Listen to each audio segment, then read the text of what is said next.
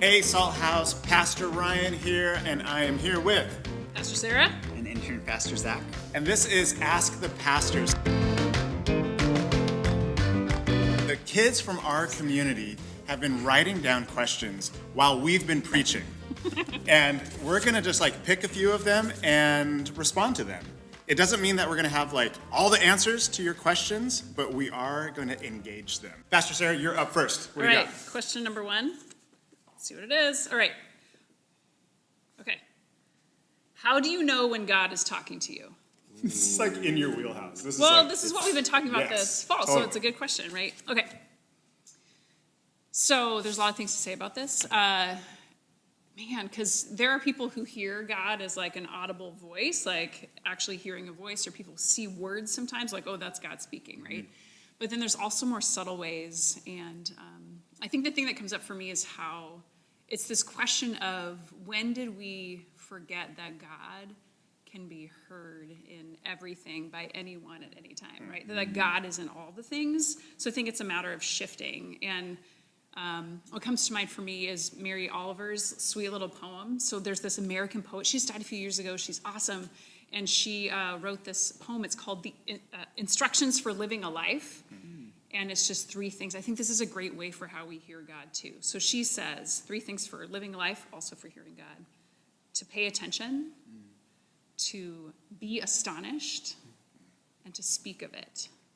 And I think as we pay attention, we start to see that I've noticed sometimes God is speaking through little, things repeat, oh, someone else just said that to me, or, oh, I just read this in a book, and it's multiple times. Or there's a coincidence, and it's ooh, I think that might be God speaking to me. So you start to notice things. Be astonished. Everything that is of God is good and of grace, and is such a, it's a good word for us to hear. So we get to notice beautiful things, and we're astonished by them. And then speak of it. That's also really important, because I think how we hear God most is actually through other people. Mm-hmm.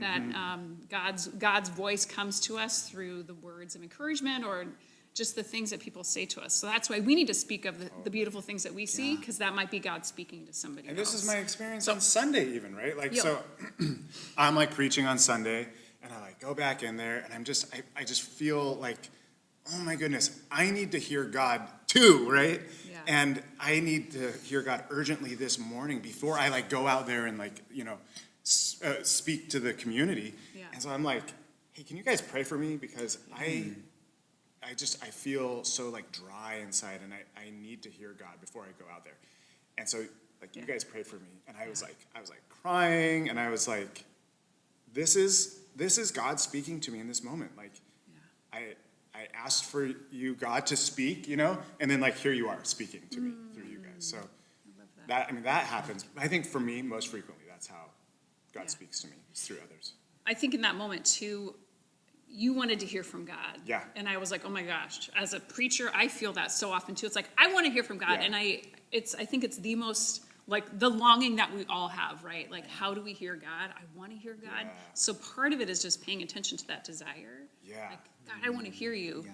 And so you said it out loud. Right. Yeah. And then it happened. When we do this every Sunday too, with the this is good too. We name the ways that good things are happening and that we feel God's goodness in our lives. We're paying attention. Yeah. Being astonished. Exactly. And then talking about it. Yeah. Yes. Yeah, that's so good. Yeah. It is good. It is good. I think it's important to also name that not hearing God is also a part of the Christian experience. Yes.